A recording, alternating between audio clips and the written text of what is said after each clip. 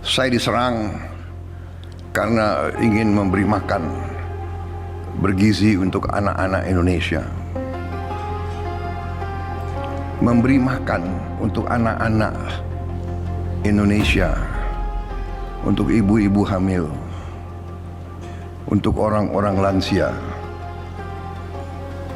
dianggap pemborosan. Tapi ribuan triliun yang menguap, yang pergi dari bumi Indonesia tiap tahun selama 34 tahun, tidak ada komentar, tidak ada pakar yang protes, tidak ada investigasi. SDG pertama untuk semua bangsa di dunia, SDG pertama adalah no poverty. Tidak ada kemiskinan.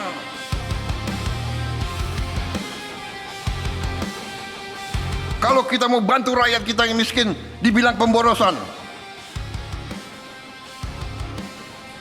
Kalau kecurangan, penyelundupan, diem.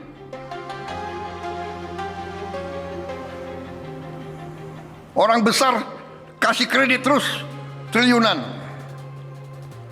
Orang kecil nggak boleh terima apa-apa.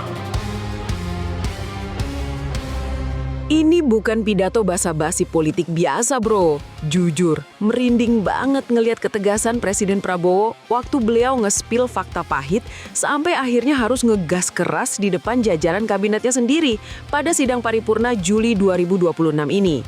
Jadi, gini ceritanya.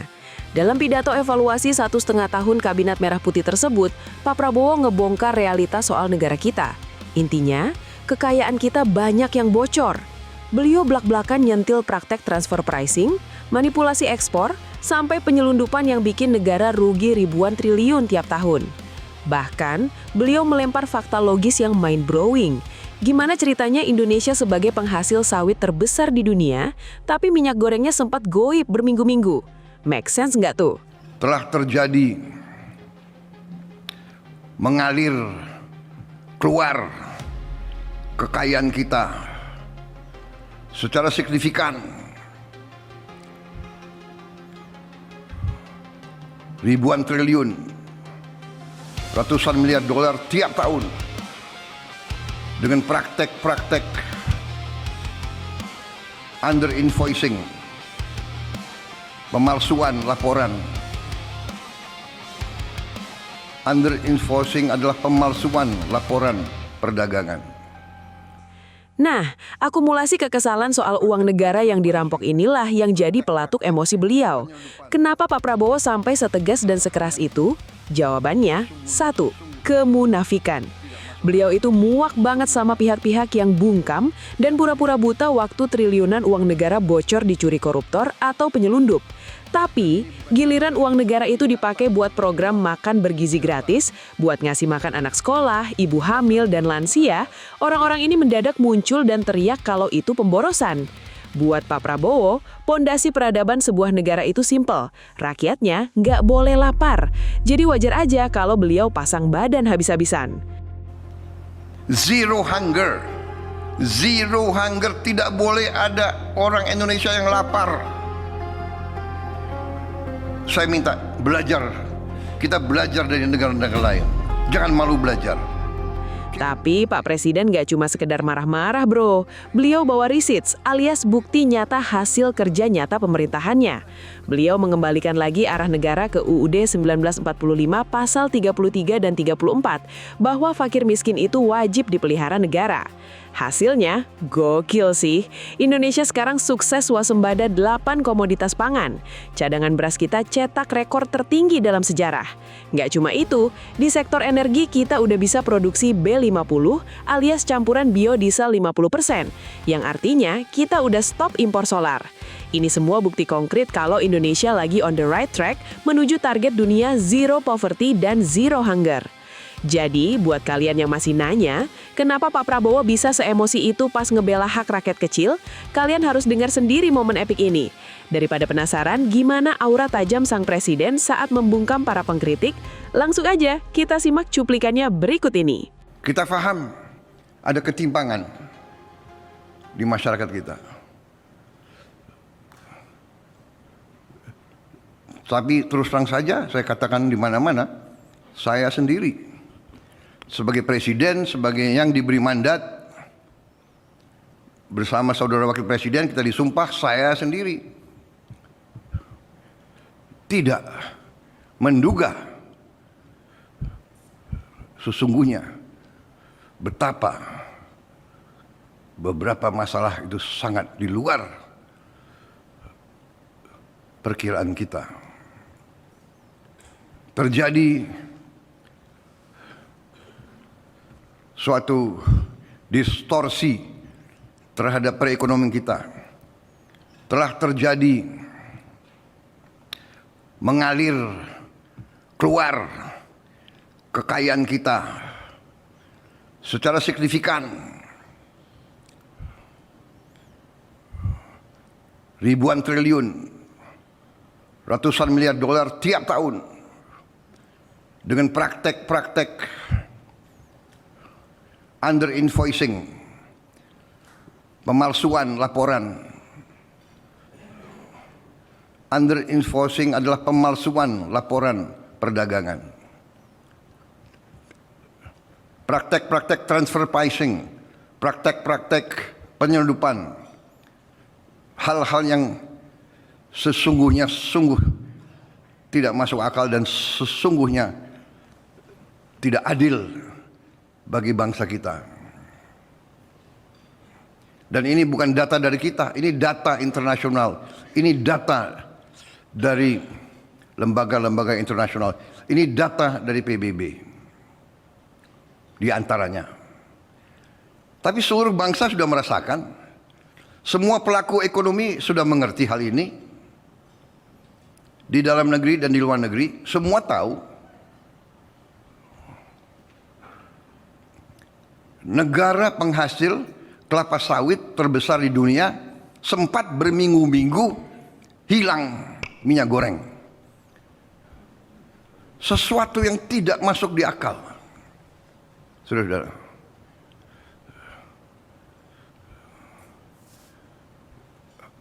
Jadi saudara-saudara, kita dihadapi dengan masalah yang sangat besar. Dengan masalah yang vital. Kalau ini kita biarkan, kalau kebocoran ratusan miliar dolar kekayaan Indonesia dibiarkan terus keluar, kita bisa bayangkan nasib bangsa kita seperti apa. Karena itu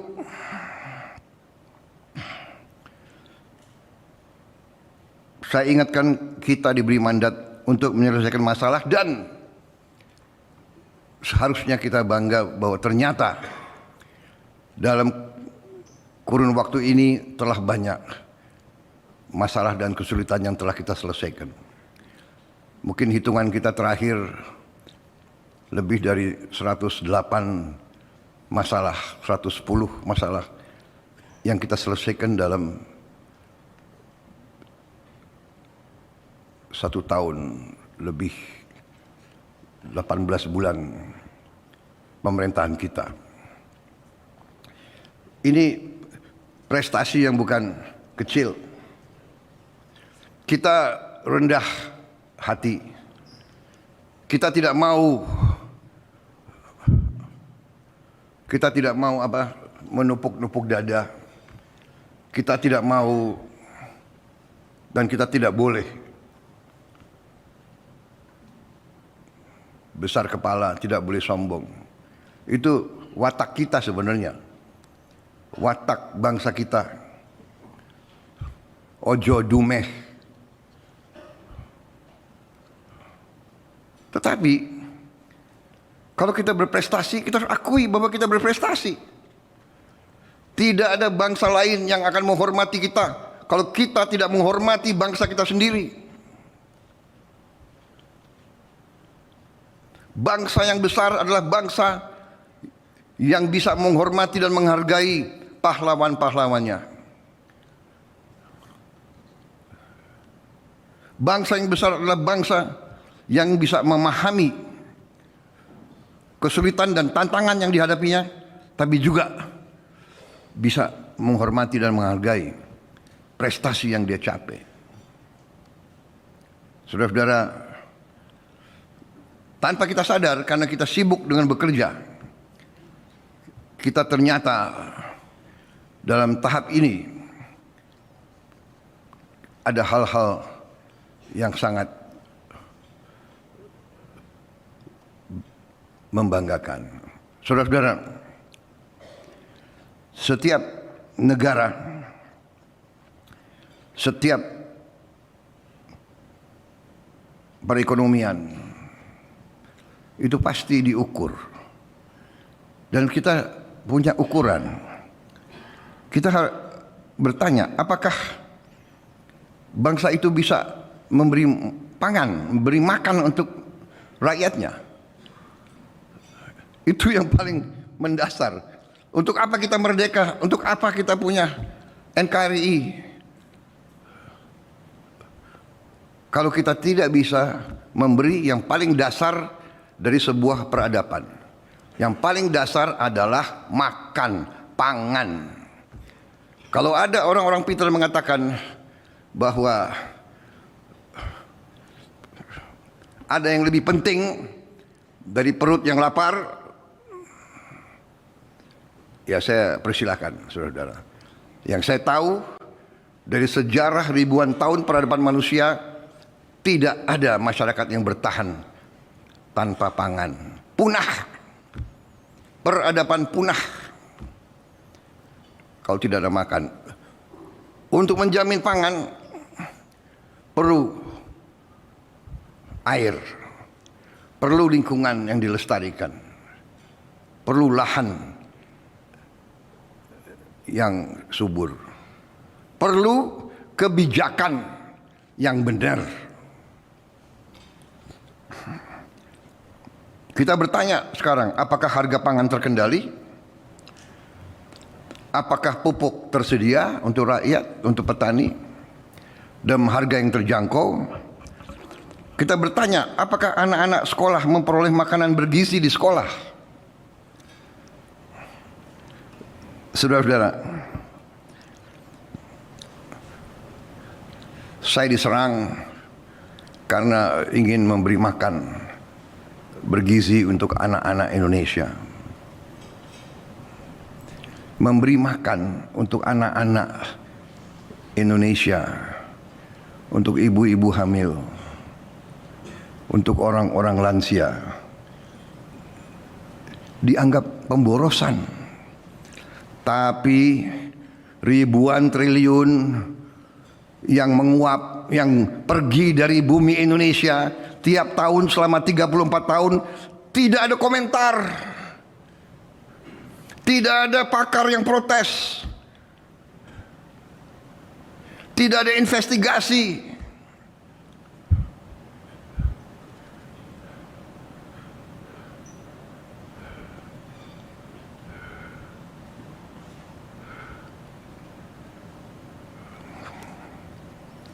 Kita mau beri makan kepada anak-anak yang jelas-jelas minimal 1/4 anak-anak kita stunting. Sebagian besar juga tidak banyak yang tidak makan berangkat sekolah. Kita dituduh pemborosan. Kita dibilang ekonomi mau kolaps. Harga saham akan ambruk. Mata uang akan melemah. Alasannya karena boros.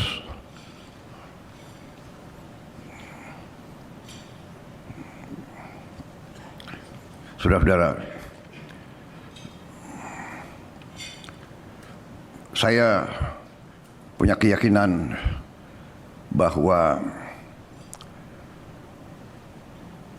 fundamental pemikiran ekonomi dan politik bernegara yang disusun oleh pendiri-pendiri bangsa kita, saya punya keyakinan bahwa itu masuk akal, benar.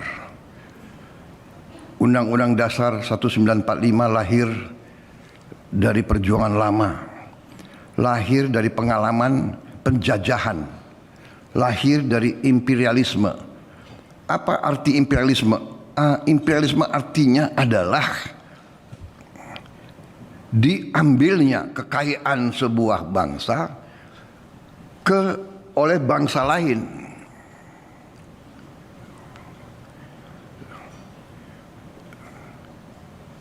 Dan masalah inilah yang membuat kita lemah dan tidak berdaya.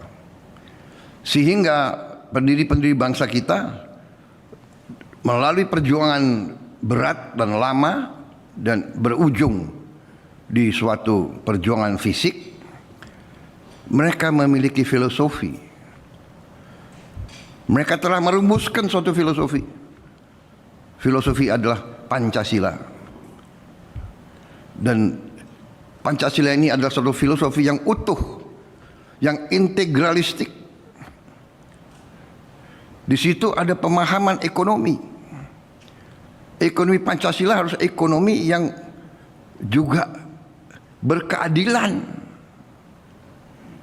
Dan itu jelas-jelas tertera, tercantum dalam Undang-Undang Dasar 1945 ya, yang sedang kita jalankan. Kita sedang menjalankan Undang-Undang Dasar Negara Republik Indonesia tahun 1945. Kita sedang menjalankan pasal 33. Perekonomian disusun sebagai usaha bersama berdasarkan azas kekeluargaan.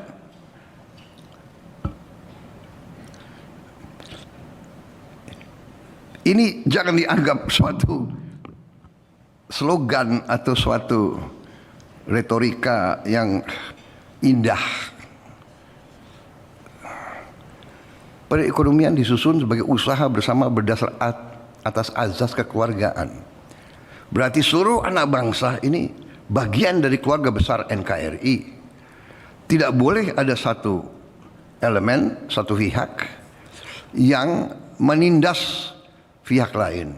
Tidak boleh ada satu elemen yang memborong kekayaan bangsa sehingga yang lain tidak bisa nikmati. Ini arti daripada ekonomi berdasar atas azas kekeluargaan. Cabang-cabang produksi yang penting bagi negara dan yang menguasai hajat hidup orang banyak dikuasai oleh negara. Jadi ini bukan sesuatu yang perlu ditafsirkan. Bumi, air, dan kekayaan alam yang terkandung di dalamnya harus dipergunakan sebesar-besarnya untuk kemakmuran rakyat. Harus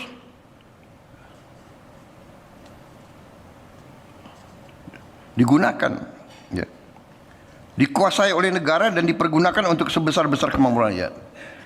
Saudara-saudara, juga kita juga melihat pasal 34.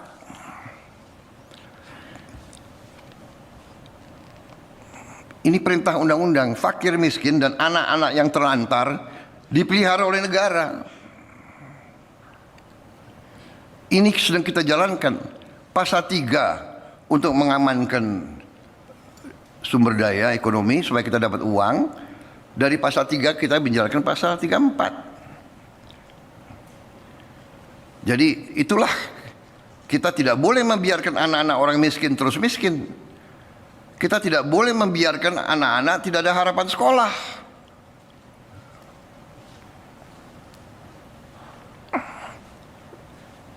Ini sudah kita jalankan. Negara mengembangkan sistem jaminan sosial bagi seluruh rakyat dan memberdayakan masyarakat yang lemah. Memberdayakan masyarakat yang lemah dan tidak mampu sesuai dengan martabat kemanusiaan.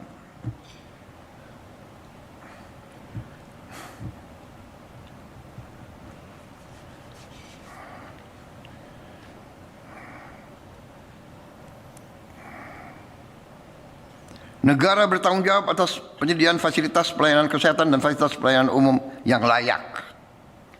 Negara bertanggung jawab atas penyediaan fasilitas pelayanan kesehatan dan fasilitas umum yang layak. Saudara-saudara, karena itulah kita menjalankan pemerintahan dengan bekerja dengan sangat keras. Saya terima kasih kepada seluruh anggota kabinet. Sebagian dari saudara-saudara bekerja tanpa diawasi karena saya konsentrasi kepada hal-hal penting dalam 2 tahun ini. Tapi saya lihat saudara-saudara berinisiatif. Saudara masing-masing bekerja dan bersama kita telah mencapai prestasi-prestasi yang menurut saya cukup membanggakan. Mungkin sedikit pemerintahan di dunia mencapai apa yang kita mencapai. Masalahnya masih lebih banyak. Cita-cita kita lebih besar. Pekerjaan kita masih banyak. Perjalanan perjuangan kita masih jauh. Tapi kita sudah melihat sekarang apa yang kita sudah capai. Bulan ini akan kolaps, bulan ini akan kolaps, bulan ini akan kolaps. Ternyata semakin hari semakin kuat. Semakin hari semakin kuat. Dunia sedang perang.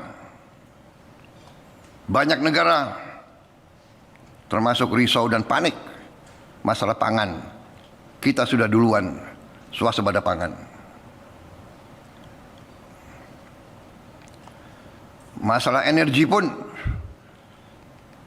kita menghadapi kesulitan, tapi kita lebih siap dari yang lain. Ini bukan untuk membuat kita lengah. Ini bukan untuk membuat kita cepat puas, tidak. Tapi saudara-saudara, capaian kabinet merah putih yang 110, 112 masalah itu saya minta dibagikan ke saudara-saudara sekalian, mudah-mudahan ada. Ya, bukunya sudah dibagikan. Sudah dibagikan. Hah? Iya, dibagikan, bukan disiapkan. Saya minta dibagikan. Jadi ada di depan para menteri dan wakil menteri. Bagikan sekarang kalau ada.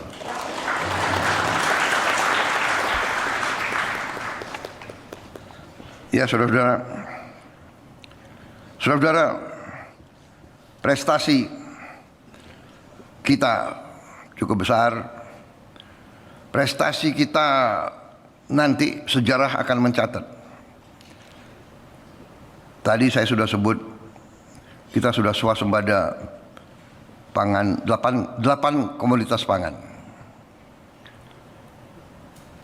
Cadangan beras kita tertinggi selama sejarah NKRI. Nilai tukar petani kita tertinggi selama sejarah NKRI. Kita sudah mencetak atau menghasilkan B50 solar dari kelapa sawit 50%. Kita tidak import lagi solar. Yang waktu itu banyak juga perlawanan. Ada yang bilang pabrik-pabrik mesin tidak akan dukung kita dan sebagainya, dan menakut-nakuti kita. Kita bangsa Indonesia yang 287 juta ini, pemimpinnya selalu ditakut-takuti supaya kita memimpin dengan ketakutan. Takut dengan pasar, takut dengan ini, takut dengan apa itu, takut dengan rating agency, takut dengan itu. Kita percaya kepada kekuatan kita sendiri. Kita percaya kepada hal-hal yang azazi, yang basic. Basic bukan menurut selera kita.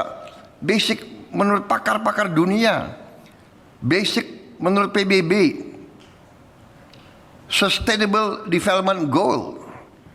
Saudara-saudara, PBB sudah meramalkan bahaya kelaparan, food, energy, water. Bahaya kelaparan. Mereka canangkan SDG pertama untuk semua bangsa di dunia. SDG pertama adalah no poverty. Tidak ada kemiskinan. Kalau kita mau bantu rakyat kita yang miskin, dibilang pemborosan. Kalau kecurangan, penyelundupan, diem.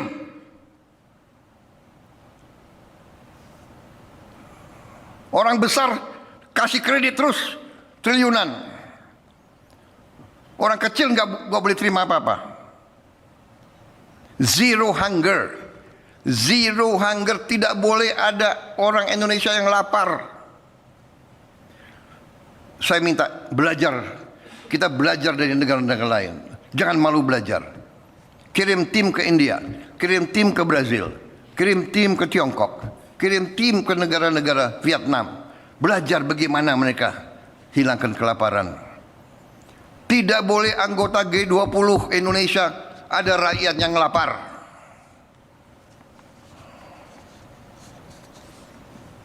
SDG ketiga, good health and well-being.